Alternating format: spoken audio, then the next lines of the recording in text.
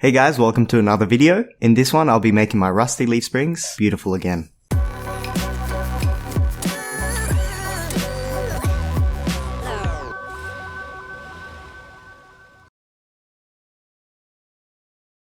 In the process, I'll be changing all bushings to new polyurethane ones, adding new interleaf sliders, a new center pin, and giving the individual parts a coat of subframe paint. On top of that, I'll be flipping one of the leaves, resulting in a substantial drop in height of the vehicle.